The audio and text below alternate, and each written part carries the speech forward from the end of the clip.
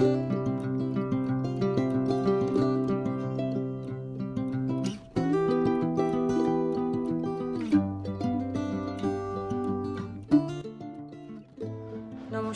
কেমন আছেন সবাই? অ্যাডভেঞ্চার উইথ খুশি নতুন একটা ভিডিওতে আপনাদের স্বাগত জানাই।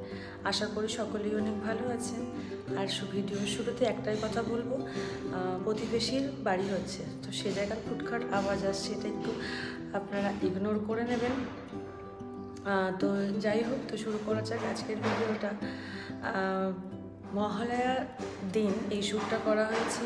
তো আমরা সকলেই জানি যে মহালয়ার দিন গঙ্গা স্নান করা খুব শুভ এবং তর্পণ করতে হয়। তর্পণ মানে আমি মনে করি যারা খুব হতভাগ্য তাদেরই খুব কম বয়সে তর্পণ করতে হয়। আমার বাবা নেই, মানে এটা আশা রাখি ভগবানের কাছে যে সকলে বাবা মা যেন সুস্থ থাকে, ভালো থাকে। কারণ এটা যে কি যন্ত্রণা, কি জ্বালা, সেটা যাদের বাবা বা মা কেউ একজন নেই তারাই জানে। আর যাদের দুজন নেই তাদের তো বলার কোনো কথাই রাখে না। জানি যে পৃথিবীতে যখন জন্মেছি মৃত্যুবরণ তো করতেই হবে, তবু যে কটা দিন বাবা মার সঙ্গে থাকা যায় সে কটা দিনই সমস্ত দিক থেকে ফেসিলিটি, শান্তি, মানসিক একটা আলাদা রকমই পাওয়ার কাজ করে। তো আমরা সেই হতভাগ্য বাচ্চা বলতে পারেন, যেখানে আমার বাবা নেই, আমার শ্বশুরমশাইও নেই। আমার শ্বশুরমশাই মারা গেছেন আমার বিয়ের আরও অনেক আগে। তো তখন আমার বিয়েও হয়নি, কারণ তিনি আমাকে দেখেও যেতে পারেননি। আমার বাবা গত হয়েছেন আমার বিয়ের ঠিক 6 থেকে 7 মাসের মধ্যে। তো আমার বাবা যখন মারা গেছে তখন বাবার ওই যে বললাম যে চলে তো সবাই একদিন যাবে, কিন্তু এতটা কম বয়সও হয়তো আমরা আশা করি না।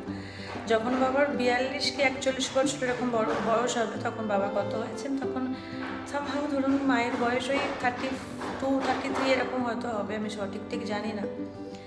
আর শ্বশুরমশাই তো অনেক আগেই মারা গেছেন। তো এবারে আমি বললাম যে সকলকে একটু তর্পণ করার জন্য, যদি কোনোভাবে মানুষগুলোকে একটু শান্তি দিয়ে থাকি আমরা, তো সেই জন্যই ভাই আসবে। জিনিস আগের দিন বিকেলবেলা কিছু কিনে নিয়ে এসেছিলাম, ধুতি বা এরকম যেগুলো লাগে। আর বরেরও ওই দিনকে ছুটি ছিল না, ও 12টার দিকে বেরোবে, তো তার আগে ভোরবেলার দিকে তর্পণটা হয়ে যাবে। তো আজকে সেই ভিডিওটা শেয়ার করব। অ্যান্ড এটাই কামনা রাখবো সারা জীবন না হলেও অনেকটা বয়স পর্যন্ত যেন বাবা মা সঙ্গে থাকে। সেরকম বিশেষ কিছু লাগে না, তবে ভিডিওর মধ্যে আমি বলে দেবো যে কী কী লাগে। আমি ভাইকে আসতে বলেছিলাম, আমি বলেছিলাম করার জন্য পুকুরেও করা যায়, এটা আমি শুনেছি, কিন্তু যেহেতু গঙ্গাতে ব্রাহ্মণ পাওয়া যায় তাই গঙ্গাতেই করা হলো। তো আমি শেয়ার করছি, চলুন সবাই ভালো থাকবেন, ভিডিওটা দেখুন, কেমন লাগলো অবশ্যই কমেন্ট বক্সে জানাবেন। এটি আমার বাগানের একটা পাতাবাহার, কি যেন নাম আমার এই মুহূর্তে মনে পড়ছে না। আমি এমনই মানুষ, বাগান তো অনেকেই আছে, অনেকেই করতে পেরেছি টুকটুক করে, কিন্তু জিনিসগুলোর নাম আমি আজও জানি না।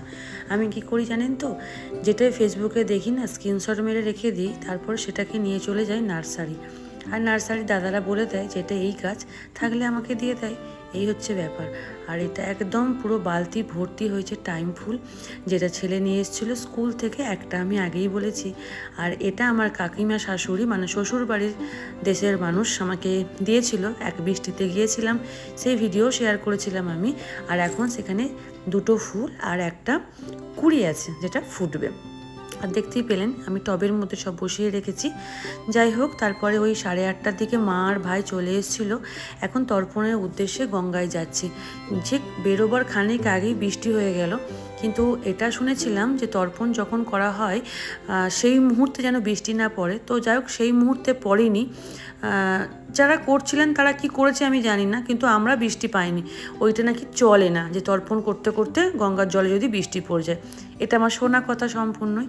তো এখন চলে এসেছি চার্চের পিছনে। এই প্রথম টাইম আমরা আসছি, যদি এখানে না হতো তাহলে আমাদেরকে চুঁচুড়ার ঘাটে যেতে হতো। এখানে তো আমরা গঙ্গা স্নান করতে আসি, এটা আমাদের একদমই কাছে হয়, মানে ব্যান্ডেল চার্চ যে আছে না, যারা এই লোকালের মানুষ তারা সকলেই জানবেন। আর এই যে আমরা এখন চলে এসেছি। আমরা যখন স্নান করতে আসি জানেন তো এই জায়গাটা পুরো ফাঁকা থাকে। আজকের দিনে কত ভিড় দেখুন, মানুষের সমাগম অনেক, কারণ এই দিনে স্নান করাটা শুভও বলে। তারপরে অনেক মানুষ আছে বাবা মা দুজনের উদ্দেশ্যে তর্পণ করতে, কেউ বা আসে বাবার উদ্দেশ্যে, কেউ বা আসে মায়ের উদ্দেশ্যে। তো আমরা এসেছি আমার বাবার উদ্দেশ্যে এবং শ্বশুরমশাইয়ের উদ্দেশ্যে। এবার আমরা এখানে চেঞ্জ করে নেব। জায়গাটা অনেকটাই সুন্দর, বেশ শান্ত শিষ্ট নিরিবিলি একটা জায়গা, কিন্তু আজ তো একটা দিন স্পেশাল, সেই জন্যই এত মানুষের সমাগম। চলুন তাহলে ওদেরকে রেডি করে দিয়েছি।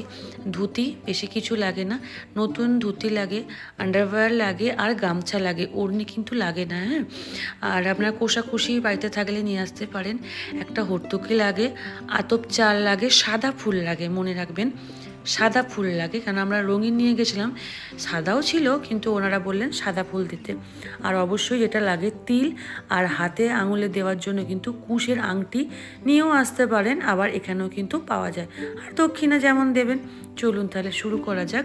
মানে ব্রাহ্মণকে তো দেখতে হবে, আর এখানে ব্রাহ্মণ এই মুহূর্তে আপনি অ্যাভেলেবেল পেয়ে যাবেন।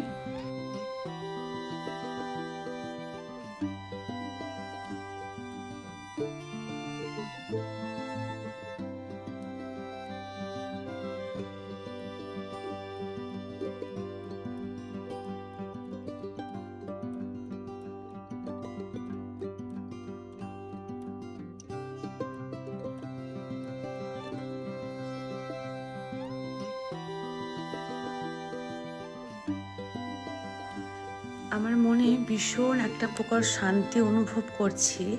আমার বলতে গিয়েও হয়তো চোখের কোণায় পানি এসে যাচ্ছে। ভীষণ ভালো লাগছে আজকে যে তর্পণটা করতে পারছি। আমি শুনেছিলাম একজনের কাছে, তো বাবা বা মা যে কোনো একজন না থাকলেও করা যায়, তো সেটা শোনার পর আর থাকতে পারলাম না। তাই আগের দিন বিকেলে হঠাৎই ঠিক করে আমরা বেরিয়ে পড়লাম। আর এখানে মা আর দিশান বসে আছে, ও বসছে না কিছুতে এখানে নোংরা বলে, কিন্তু কিছু করার নেই, আজকে তো হবেই এইটুকু। তো ওনারা সমস্ত মন্ত্র বলেই হচ্ছে কাজটা করিয়ে দেবে এখানে। আর যেটা অবশ্যই বলবো, কোষাকুষি আর হর্তুকিটা কিন্তু অবশ্যই নিয়ে আসবেন। বাকিটা তবুও আপনি হয়তো ব্রাহ্মণ দাদাদের কাছ থেকে পেয়ে যাবেন, কিন্তু এই কোষাকুষিগুলো নিয়ে আসলেই ভালো হয়। অ্যাকচুয়ালি এটাই হচ্ছে ব্যাপার। দেবী পক্ষের সূচনা আর পিতৃপক্ষের শেষ হচ্ছে মহালয়া। তো আজ আশা করি আমার বাপি এবং আমার শ্বশুর মশাইকে একটু হলেও সন্তুষ্ট করতে পেরেছে তার ছেলে। ওদের সম্পূর্ণ কাজটা কমপ্লিট হয়ে যাওয়ার পর আমি, মা আর দিশান স্নান করেছিলাম। আমরা তো মহিলা, তাই আমাদের স্নানের ভিডিওগুলো আমি আর শ্যুট করিনি, করাটা আমার কাছে ঠিক বলে মনে হয়নি, আর দরকারও নেই। যেটা আমি শেয়ার করার দরকার ছিল সেটুকু আমি করতে পেরেছি।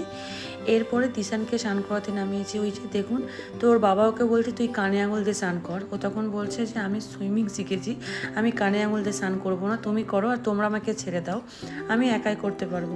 কিন্তু গঙ্গাতে তো আর একা ছাড়া যাবে না, ওই জন্য দস্তাদস্তি করতে লেগেছে। আর এদিকে আমার স্নানও হয়ে গেছে। ভেবেছিলাম দিশানের হাত দিয়ে কিছু মানুষকে সাহায্য করব ছোট্ট করে, কিন্তু ও চলে গেছে আগে মা আর ভাইয়ের সাথে, আমি তাই দিয়ে দিলাম।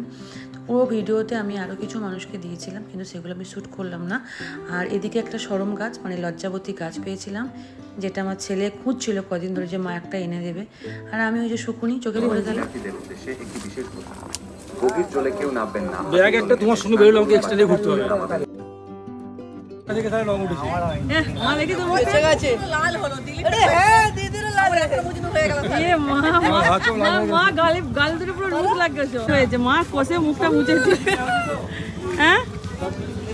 লজ্জাবতী গাছ ছেলে বলেছে আর আমি আনবো না তা হয় না, তবে এখানে না পেলে আমি নার্সারিতে দেখতাম।